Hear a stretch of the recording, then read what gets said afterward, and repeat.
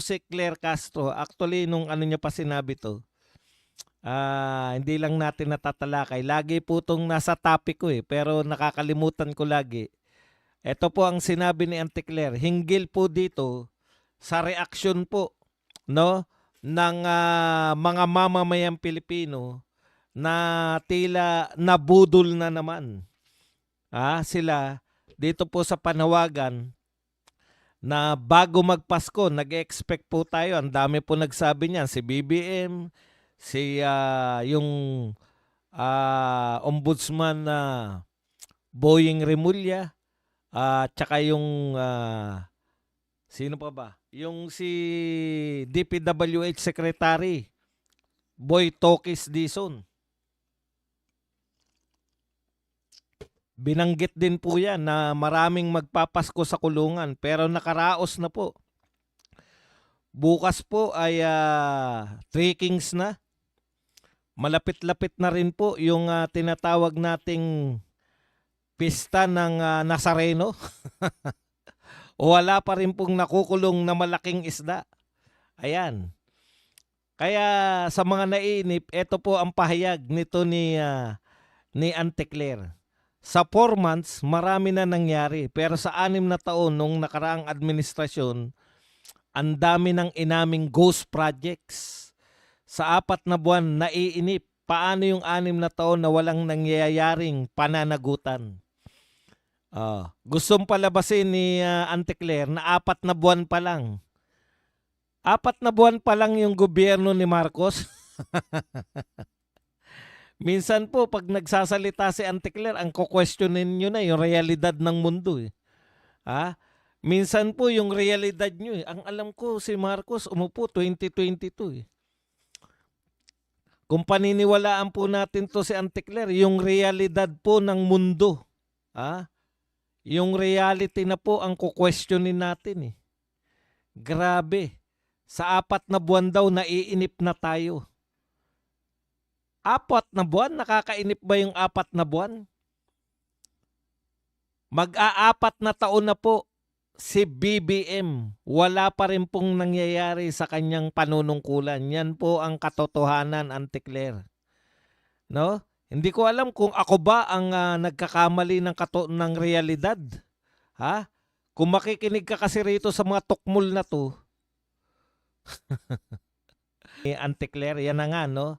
Auntie Claire, hindi, paalala lang namin sa iyo, hindi lang po 4 na buwan si BBM. Siguro, 4 na buwan, buhat nung sinabi niya na mahiya naman kayo. Pero yung panunungkulan po ni BBM, 4 na taon, mag-a-4 na taon na siya. No? At yung sinasabi mong 6 na taon ni Tatay Digong na walang napanagot, sino po yung dapat panagutin? Nag-aakusa na naman kayo. Wag nyo pong, ito po yung classic na no? Porket sa gobyerno nila, laganap ang pagnanakaw, laganap ang korupsyon. Ipinagpapalagay ni Auntie Claire na sa gobyerno ni Duterte, laganap din ang korupsyon at pagnanakaw. Alam mo ba, Auntie Claire, na lahat halos ng media, pwedeng SMNI, kalaban po ni Duterte? Ibig mong sabihin, wala kaming nabalitaan na in-expose si Duterte o ang kanyang gobyerno sa malawakan na nakawan. Yung mga babanggitin nyo pa isa-isa, halimbawa, Parmali, na hindi nyo naman napapatunayan. Halimbawa, kung pa isa-isang ganyan, pag pa isa-isa po, kasalanan po yan na magnanakaw dun sa lugar na yun. Pero pag malawakan na po, kasalanan na po yan ng pinuno.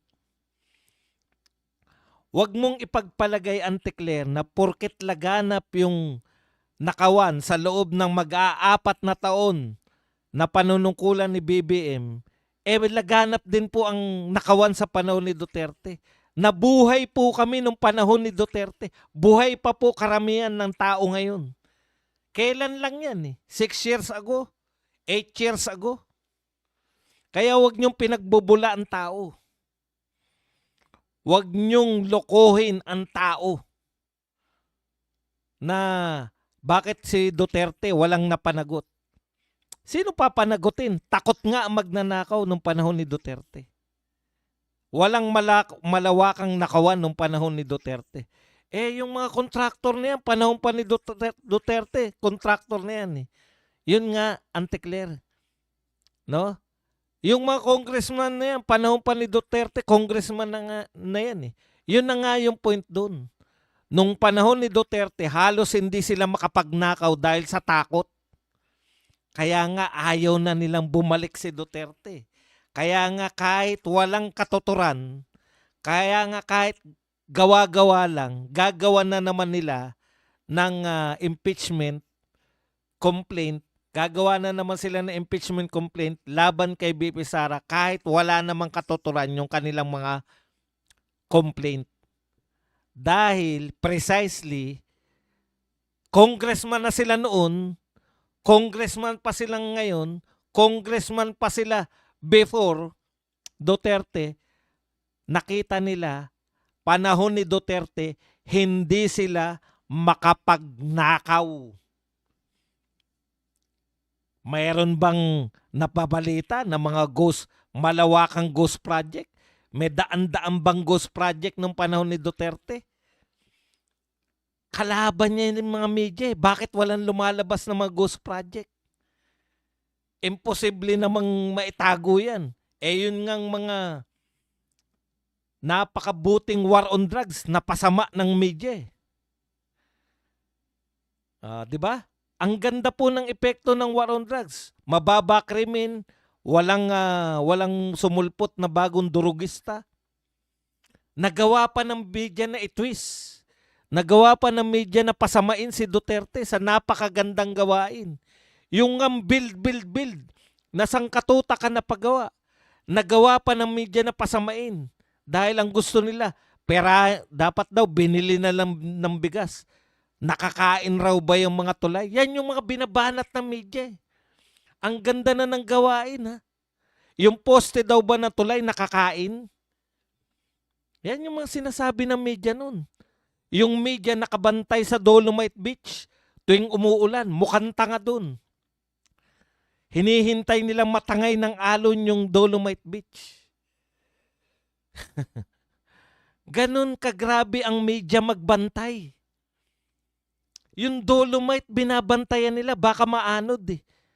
Tapos sasabihin mo na, meron bang nakalusot na daan-daang ghost project nung panahon ni Digong? Di pinalamon sa kanila ni Digong yun.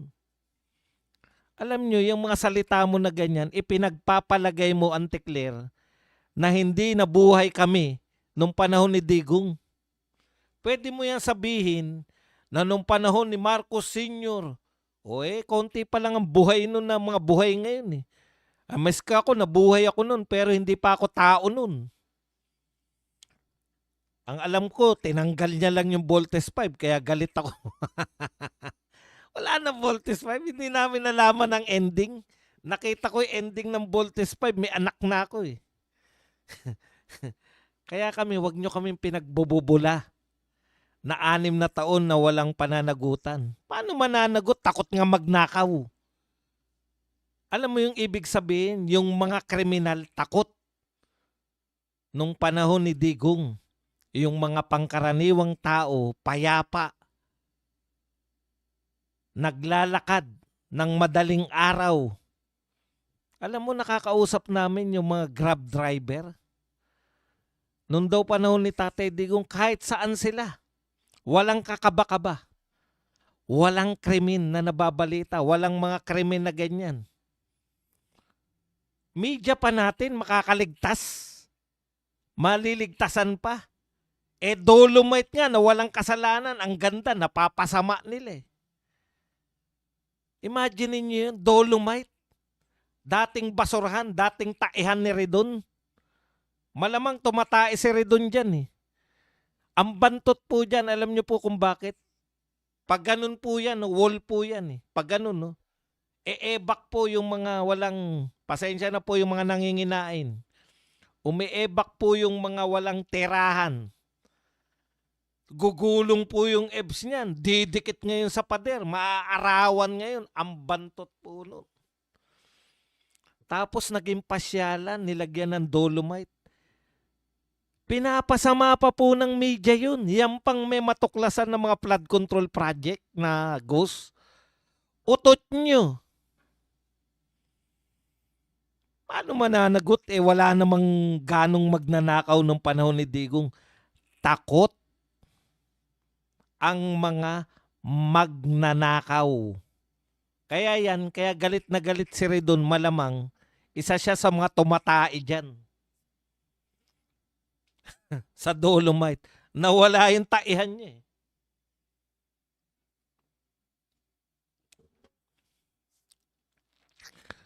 O ngayon, sa kasawiang palad, ano na ngayon ang dolomite? Napapabayaan na. Nalungkot po ako kasi nag kami ron. Maganda pa rin pero nakakalungkot kasi alam nyo, dapat yan nire-replenish.